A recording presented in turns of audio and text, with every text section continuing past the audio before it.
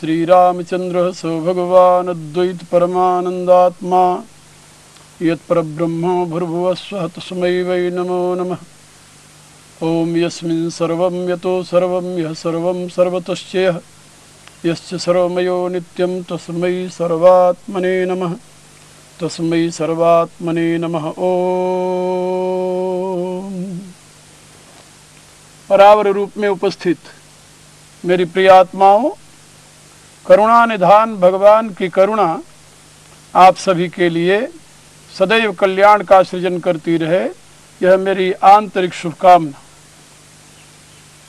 आप लोगों को पहले बात समझाई गई है कि नीति शास्त्र आपके लिए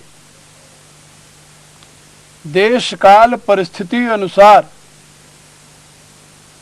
धर्म पथ पर प्रवृत्त होने की प्रेरणा प्रदान करता है,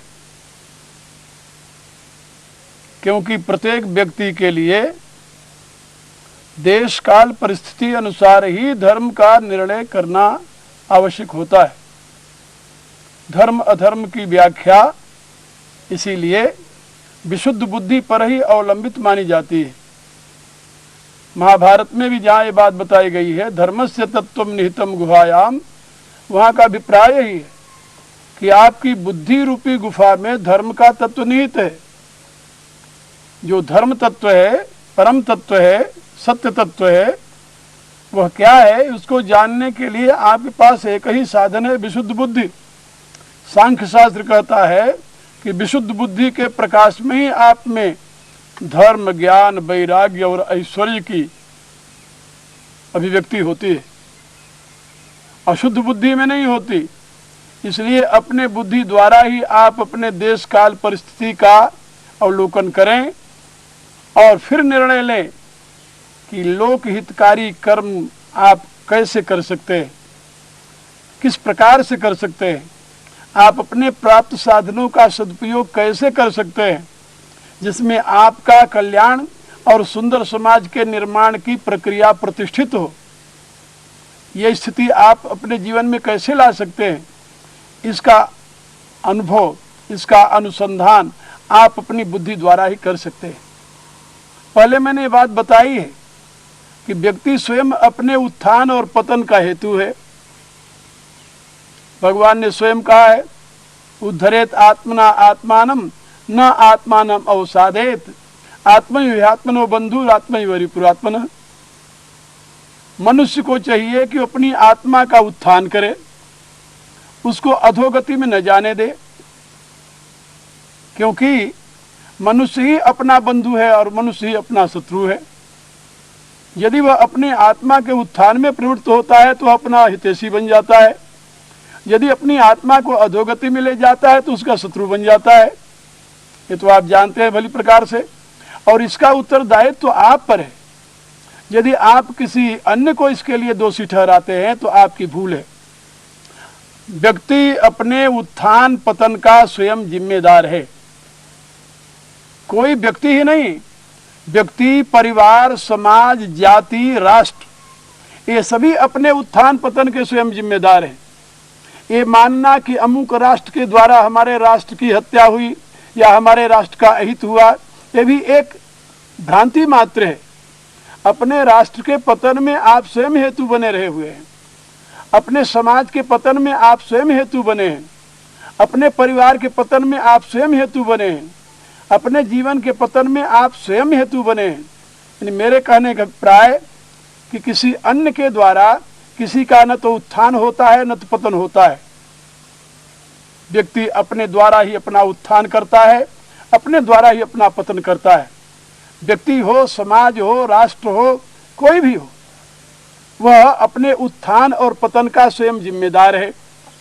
अब आप अपने अंतर झांक कर देखें कि आपका जीवन पथ किस रास्ते पर जा रहा है। जैसे पहले मैंने बताया था कि नरक पथ पर, नरक माने दुख। एक बात याद रखना, वैदिक साहित्य में नरक शब्द की व्याख्या घोर अंधकार में स्थिति से की गई है।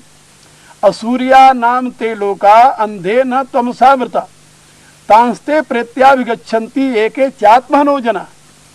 वेद कहता है कि जो आत्महत्यारे लोग हैं वो मृत्यु के पश्चात उस जीवन को प्राप्त करते हैं जो असूर्या नाम तेलोका, जो बिल्कुल अंधकार से परिपूर्ण है, सूर्य रहित है, प्रकाश रहित है, और अंधे न तमसावृता, घोर अंधकार से परिपूर्ण है, ऐसे जीवन को प्राप्त करते हैं। यानी मानव जीवन से पतित होकर के, च्युत होकर के, नीचे गिर करके वो कीट पतंग आदि, सूकर कुकर आदि, पशु पक्षी आदि योनियों को प्राप्त होते हैं। उनकी ये दुर्गति होती है, ये अधोगति होती है। गीता में भी भगवान ने ये बात समझाई है, ऊर्ध्वम गच्छन्ति सत्वस्था मध्य तिष्ठन्ति राजसा जगन्य गुण वृत्तिस्था अधो गच्छन्ति तामसा। यदि आपकी वृत्ति तमोगुणी है, तमोगुण में आप अनुरक्त हैं, तो मृत्यु के पश्चात आप अधोगति को प्राप्त होंगे। दुनिया की कोई ताकत आपको ऊर्ध्वगति में नहीं पहुंचा सकती। और यदि आपकी सतोगुणी वृत्ति है तो दुनिया की कोई ताकत आपको अधोगति में भी नहीं ढकेल सकती, आप अवश्य ही ऊर्ध्वगति को प्राप्त होंगे। इसलिए आप अपने अंदर झांक कर देखें कि आपकी स्थिति कहाँ है। जैसा कि पहले मैंने बताया है कि नरक के रास्ते पर चलने वालों का क्या लक्षण है, ऐसे में अभी आपको बताने जा रहा हूं कि आप स्वर्ग के रास्ते पर, स्वर्ग माने सुवर्ग, वैदिक साहित्य में स्वर्ग शब्द की व्याख्या की गई सुवर्ग। दुनिया में मनुष्य दो ही वर्गों में बांटा जाता है, ये तो आप जानते हो, या तो वो कुवर्ग में रखा जाता है या वो सुवर्ग में रखा जाता है। लोग कहते हैं बहुत सज्जन आदमी है, या लोग कहते हैं बड़ा पापी आदमी है, यही कहते हैं ना। तो आप अपने आप को सुवर्ग में रखना चाहते हैं या कुवर्ग में रखना चाहते हैं? समाज की किस श्रेणी में आप अपने आप को गिनना चाहते हैं? यदि आप कुत्सित वर्ग में रखना चाहते हैं, पतित वर्ग में रखना चाहते हैं, फिर तो आपके लिए जो पहले मैंने बताया वही रास्ता है। अत्यंत कोपा कटुकाच वाणी दुःशीलताम च स्वजने सुवैरम नीच प्रसंग कुलहीन हानम कुलहीन सेवा चिन्हाने देहे नरक स्थिताना। ये स्थिति आपकी जो है, ये लक्षण जो आप में है, तो आप ये निश्चय समझिए कि आप कुत्सित वर्ग में ही जाएंगे, गिने जाएंगे। सुष्ठु वर्ग में, सुंदर वर्ग में, श्रेष्ठ वर्ग में आपकी गिनती नहीं हो सकती। और जो सुवर्ग में रहने वाले हैं उनको स्वर्गीय प्राणी कहते हैं। सुवर्ग में कौन रह सकता है? सुवर्ग में किसकी गिनती हो सकती है? स्वर्ग को कौन प्राप्त कर सकता है? इसका संदेश दिया है नीति शास्त्र ने। सदा प्रसन्नम, पहला लक्षण। स्वर्ग मार्ग पर चलने वाला व्यक्ति सदैव प्रसन्न रहता है। उसके जीवन में कभी अप्रसन्नता के लिए स्थान नहीं आता, चाहे उसके सामने घोर से घोर विपत्ति क्यों न आ जाए, उस अवस्था में भी वो प्रसन्न रहता है, सुस्थिर रहता है। उस अवस्था में भी वो व्यथित नहीं होता। आपने रामायण में पढ़ा होगा ना, भगवान राम को जब पता चला कि कल प्रातः काल उन्हें राज्याभिषेक मिलेगा, उनको कोई अधिक प्रसन्नता नहीं हुई। और जब सवेरे ये पता चला कि उनको वनवास मिल गया है तो कोई दुख भी नहीं हुआ। तुलसीदास लिखते हैं कि भगवान को राज्य और वन में कोई अंतर नहीं प्रतीत हुआ, कोई अंतर प्रतीत नहीं हुआ, और उनके मुख की श्री जो थी वो हमेशा प्रसन्नता में विकसित रही। ऐसी स्थिति में रहने वाला जो व्यक्ति है, जिसके लिए दुख और सुख, हानि और लाभ, जिसके लिए राज और वनवास दोनों एक सा प्रतीत होता है, उसको आप क्या कहेंगे? भगवान राम ने अपनी माँ के सामने ये नहीं कहा कि पिता ने मुझे वनवास दे दिया, ना ना। माँ ने जब पूछा कि तुम्हारा राज्याभिषेक कब होना है, तो राम ने कहा मेरा राज्याभिषेक हो गया माँ। कहाँ का हो गया? कहा पिता दीन मोहि कानन राजू। कहा राज्याभिषेक के समय तो बड़े उत्सव होते हैं, बधाइयाँ बजती हैं, यहाँ तो कुछ नहीं हुआ, तुम्हें राज्याभिषेक कब मिल गया? तो राम ने कहा जहाँ राज्याभिषेक जहाँ का मुझे हुआ वहाँ उत्सव जरूर मनाया गया है। वो कौन सी जगह? कहा पिता दीन मोहि कानन राजू। पिता ने मुझे जंगल का राज्य दिया है, वहाँ मेरे लिए उत्सव मनाया जा रहा है माँ। मेरे कहने का अभिप्राय कि भगवान का वह मुखाम्बुज श्री रघुनंदन में सदा तुषा मंगुज्जल मंगल प्रदा। गोस्वामी जी वंदना करते हुए कहते हैं कि वह भगवान श्री राम की जो मुखश्री है वह हमारे लिए सदैव कल्याण का मार्ग प्रशस्त करे। तो इस प्रकार के जो लोग हैं, जो सुष्ठु वर्ग के लोग हैं, उनके जीवन में विषाद के लिए स्थान नहीं होता। वो सदा प्रसन्नम, सदैव प्रसन्न रहते हैं। और प्रसन्न ही नहीं रहते, प्रसन्न चित्त से जब कोई उनके पास आता है तो मुखमिष्ट वाणी, मधुर वाणी से उसका स्वागत करते हैं। नीति शास्त्र में भी लिखा है कि यदि आपके पास कोई आ जाए तो 3 वस्तुएं तो आपके पास अपनी है ना, उनके लिए किसी से कुछ नहीं मांगना पड़ता, कोई प्रयत्न भी नहीं करना पड़ता। एक भगवान ने वाणी दी है, उसमें हड्डी नहीं लगाई, तो मधुर बोलिए, मधुर भाषण से उसका स्वागत कीजिए, आइए जी, विराजिए जी, इन शब्दों के साथ। और आपके पास कुछ भी नहीं है तो एक कुश है, यानी खड़पतवार, उसका ही आसन बिछा दीजिए, तो उसे आसन दे दीजिए बैठने के लिए। और यदि और कुछ नहीं है तो 1 लोटा जल उसके लिए रख दीजिए कि आप जलपान कर लीजिए। ये तीनों तो बड़ी सस्ती चीजें हैं, आप आदर के साथ दे सकते हैं और इससे आप दूसरे का स्वागत कर सकते हैं। तो मेरे कहने का प्राय कि सदा प्रसन्न मुखमिष्ट वाणी, ये मीठी वाणी जो है, यह तो आप जानते हैं ना, पशुओं को भी अपने बस में करने वाली है, हिंसक जीवों को भी अपने बस में करने वाली है। इसलिए जो स्वर्गीय आत्माएं हैं, स्वर्ग पथ पर चलने वाली आत्माएं हैं, इसे समझ लीजिए, स्वर्ग मार्ग के जो पथिक हैं, उनके जीवन में सदैव प्रसन्नता रहती है, उनकी वाणी सदैव मधुर हुआ करती है। सदा प्रसन्न मुखमिष्ट वाणी और सुशीलता है, वो शीलवान होते हैं, दयावान होते हैं, कृपावान होते हैं, दूसरे को के दुख को दूर करने के लिए सतत प्रयत्नशील हो जाते हैं।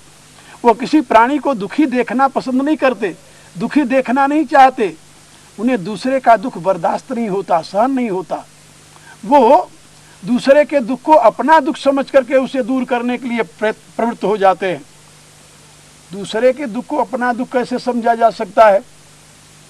कहा जब आप में सात्विक भाव का आविर्भाव होगा तब आप इस रहस्य को समझेंगे। दुखी प्राणियों को देख करके जब आपके हृदय में दुख होगा, या कभी होता है कि नहीं, जब आपका स्वजन कोई दुखी होता है, परिजन कोई दुखी होता है, या आपके विषयों की प्राप्ति में जो लोग सहयोगी हैं, आपके सुख की प्राप्ति में जो लोग सहयोगी हैं, वो जब कभी दुखी होते हैं तो आपको दुख होता है कि नहीं होता? क्या होता है। तो आप उनके दुख को दूर करने के लिए प्रयत्न करते हैं या सक्रिय होते हैं, या उनके दुख से जो आपको दुख हुआ है वो अपने दुख को दूर करने के लिए उनको ठीक करना चाहते हैं या उनका दुख दूर करना चाहते हैं? आप जरा अनुमान तो लगाइए, आपको अनुभव हो जाएगा। जब आप किसी प्रियजन को दुखी देखते हैं तो उसको दुखी देख करके आपको दुख होता है, तो आप अपने अंतर के दुख को दूर करने के लिए उसकी सहायता करते हैं ना। बस इसी प्रकार से जब आपकी बुद्धि सात्विक हो जाएगी तो हर एक व्यक्ति का दुख आपको अपना दुख अनुभव होने लगेगा, और उस स्थिति में अपने दुख को दूर करने के लिए उसके ऊपर उपकार नहीं करते, आप अपने ऊपर उपकार करते हैं। अपने दुख को दूर करने के लिए उसको दुख को दूर करने में आप प्रवृत्त हो जाएंगे। ये मनोवैज्ञानिक सिद्धांत है। तो ऐसे लोग जो हैं वो सदा प्रसन्न मुखमिष्ट वाणी और सुशीलता, ऐसे व्यक्तियों को सुशील कहा जाता है, सदाचारी कहा जाता है, सत्कर्मी कहा जाता है। और वे सुशील होते हैं, दयावान होते हैं, सदाचारी होते हैं, दूसरे के दुख को दूर करने के लिए प्रयत्नशील हो जाते हैं।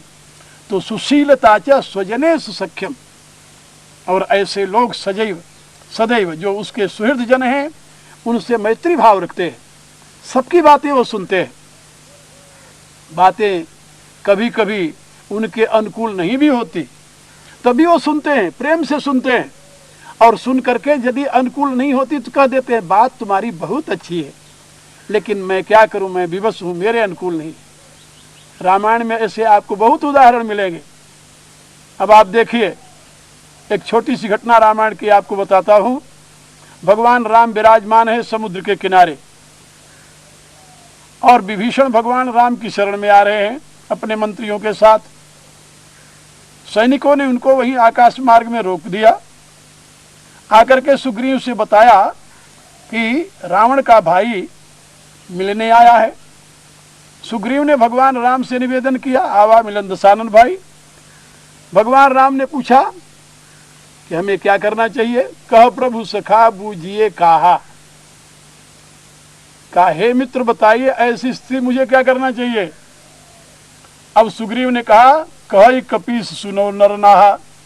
कपीस ने कहा कि हे नरनाह, हे राजन मेरी बात सुनिए। नीति शास्त्र ये कहता है कि भेद हमारे लेने सठियावा, राखिए बांध मोहिय स्वभावा। ये हमारा भेद लेने आया है, इसलिए इसे बांध करके रख लेना चाहिए, बंदी बना लेना चाहिए। तो भगवान राम उसकी बात तो नहीं स्वीकार किए ना, नहीं किए, लेकिन ये भी नहीं कहा कि तुम गलत कह रहे हो। क्या कहा? सखा कही तुम नीति उपाई, सखा नीति तुम नीक विचारी। हे मेरे मित्र, तूने बहुत अच्छी नीति विचार कर कही है, तुम्हारी नीति बहुत अच्छी है, बुरी नहीं है, लेकिन मैं परवश हूं। सखा नीति तुम नीक विचारी, तो आप इसका पालन क्यों नहीं करते? कहा मैंने एक प्रतिज्ञा कर रखी है, ममपन शरणागत भयहारी। मेरी ये प्रतिज्ञा है कि मेरी शरण में कोई आ जाएगा तो उसको मैं निर्भय बना दूंगा। सकृदय प्रपन्नाय त्वास्मित चयाचते अभयम सर्वभूतेभ्यो ददामि तद्व्रतमम। वाल्मीकि रामायण में प्रभु ने प्रतिज्ञा की है कि एक बार भी कोई मेरी शरण में आकर कह दे कि हे नाथ मैं तेरा हूं, उसे मैं संपूर्ण प्राणियों से अभय बना देता हूं। तो भगवान ने कहा कि मम प्रण शरणागत भयहारी, मेरी ये प्रतिज्ञा है कि मैं शरणागतों के भय को दूर करता हूं, और विभीषण यदि मेरी शरण में आया है तो उसको मैं बंदी नहीं बना सकता। बात तुम्हारी अच्छी है, सखा नीति तुम नीक विचारी। ये नहीं कहा कि तुम गलत कह रहे हो, नहीं, गलत कोई नहीं कहता। हर एक व्यक्ति, जो हर एक सुहृद व्यक्ति आपको सलाह दे रहा है, वो अपनी समझ से दे रहा है, अपनी योग्यता के अनुसार दे रहा है, अपनी बुद्धि अनुसार दे रहा है। हो सकता है उसकी बुद्धि के द्वारा दी गई सलाह आपके लिए उपयोगी न हो। आप इंट्रोस्पेक्शन करके, अंतर्निरीक्षण करके अपने बुद्धि से निर्णय कर लीजिए कि उसकी दी हुई सलाह आपके लिए उपयोगी है कि नहीं है। यदि उपयोगी है तब भी आदर के साथ उसको स्वीकार कर लीजिए। यदि अनुपयोगी है तो आप कहिए कि सलाह तो बहुत अच्छी है भैया, लेकिन मैं क्या करूं, मेरे लिए उपयोगी नहीं है, जैसे भगवान राम ने कह दी। ऐसे आपको अनेकों प्रसंग मिलेंगे रामचरितमानस में, जहां पर ऐसी बात आपको पढ़ने को मिलेगी कि जब एक व्यक्ति किसी दूसरे व्यक्ति की बात सुनता है तो आदर के साथ उसका सम्मान करता है, लेकिन अंत में उसे समझाता है इस रूप से कि तुम्हारी बात बहुत अच्छी है, तूने बहुत हित की बात कही है, लेकिन मेरे लिए उपयोगी नहीं है। यह है स्वजनेश सख्यम का रास्ता, अपने प्रियजनों को मित्र भाव से देखने, मानने, स्वीकार करने का मार्ग। और यदि आप अपने प्रियजनों को दुत्कारते हैं, तिरस्कार करते हैं, उनकी बात सुनकर कह देते हैं नहीं ये तू गलत कह रहा है, तो आप तो अपने लिए एक स्वजन की बजाय शत्रु खड़ा कर लिया, परिणाम उल्टा हो जाएगा। इसलिए स्वर्गीय मार्ग पर चलने वाले, स्वर्ग के पथ पर अग्रसर होने वाले जो व्यक्ति हैं, उनका मार्ग, उनके लक्षण, उनका जीवन एक अन्य प्रकार का ही होता है। और उसकी बातें मैं आपको बता रहा हूं। सदा प्रसन्नम मुखमिष्टवाणी सुशीलता च स्वजने सुसख्यम, हमेशा प्रसन्न रहना, मुख से मीठी वाणी बोलना और दया भाव रखना, सदाचारी बनना, दूसरे के दुख में सहयोगी होकर के उसके दुख को दूर करना और अपने स्वजनों से मित्रता रखना, सख्य भाव रखना। सख्य भाव का अभिप्राय होता है जहाँ भेद के लिए स्थान न हो, जहाँ दूरी के लिए स्थान न हो, जहाँ एक दूसरे के लिए हितैषी हो, एक दूसरे के लिए अभिन्न हो, ऐसा सख्य भाव रखना। तो स्वजने सुसख्यम। और आगे क्या बताया? सताम प्रसंग। ये सद्गुण आप में कब आएंगे? जब आप सत्पुरुषों के साथ बैठोगे, सत्पुरुषों की संगति करोगे। जैसे गोस्वामी जी ने यह कहा है कि को न कुसंगति पाई न साई, रहे न नीच मते चतुराई, वैसे गोस्वामी जी ने यह भी कहा है रामचरितमानस में कि मत कीरति गति भूति भलाई, जो जहि जतन जहां जो पाई, सो जानब सत्संग प्रभाव लोको वे न आनुपाव, बिनु सत्संग विवेक न होई, राम कृपा बिनु सुलभ न सोई। वो कहते हैं बिना सत्संग के विवेक नहीं प्राप्त हो सकता। यदि आपको विशुद्ध बुद्धि प्राप्त करनी है तो सत्पुरुषों का संग कीजिए। यदि सत्पुरुषों का संग नहीं करेंगे तो तो आपको विशुद्ध बुद्धि की प्राप्ति हो ही नहीं सकती, विवेक की प्राप्ति हो ही नहीं सकती। ये बात याद रखिए। उन्होंने यहां तक कह दिया है कि सत्संगति मुद मंगल मूला, सोई फल सिद्धि सब साधन फूला। कहा कि सत्संगति जो है वह आनंद और मंगल दोनों का मूल है। मुद और मंगल, प्रसन्नता और कल्याण दोनों का मूल है, और वही सही माने में सिद्धि है और सारे साधन फूल है। वही सिद्धि रूपी फल है। सत्संगति मिल जाए प्रभु कृपा से, सत्पुरुष का संग मिल जाए, सानिध्य मिल जाए, उनमें अनुरक्ति हो जाए, उनके वचनों में अनुरक्ति हो जाए, और उनके वचनों का पालन करते हुए आप उनके बताए हुए पथ पर चलने लगे, तो आप समझ लें कि आप सिद्धि को प्राप्त कर चुके हैं। इसमें जरा भी संदेह नहीं। तो ये सद्गुण आप में आएंगे सताम प्रसंग, सत्पुरुषों का संग करने से। यहाँ प्रसंग शब्द है, पूर्ण रूप से यदि आप उनमें अनुरक्त होते हैं, उनकी वाणी में, उनके व्यवहार में, उनके आचार विचार में यदि आप अनुरक्त होते हैं और तदनुसार अपना जीवन बनाते हैं, तो आप सता प्रसंगी बन सकते हैं। सताम प्रसंग याद रखिए। और कुलहीन हानम, और नीच व्यक्तियों से सदैव दूर रहिए। एक बात याद रखिए, हमारे आयुर्वेद में ये बात बताई गई कि यदि आप किसी औषधि का सेवन कर रहे हैं तो उस औषधि में जो व्यवधान उपस्थित करने वाले तत्व हैं उनसे दूर रहिए। उसको हमारे यहाँ परहेज कहते हैं। परहेज, यदि आपने औषधि की अनुपान के साथ लेकिन परहेज नहीं किया तो औषधि आपको वह गुणकारी नहीं होगी, वह लाभ नहीं देगी जिस लाभ के लिए, जिस आरोग्य के लिए आप औषधि का सेवन कर रहे हैं। और यदि आप वैद्य के बताए हुए अनुसार औषधि ग्रहण करते हैं अनुपान के साथ, और साथ में परहेज भी करते हैं, संयम भी करते हैं। परहेज माने संयम, यानी जिन पदार्थों को उस औषधि के साथ सेवन नहीं करना चाहिए उसका सेवन नहीं करते आप, ये संयम करते। तुलसीदास जी ने उसे संयम कहा है, संयम यह न विषय कर आशा।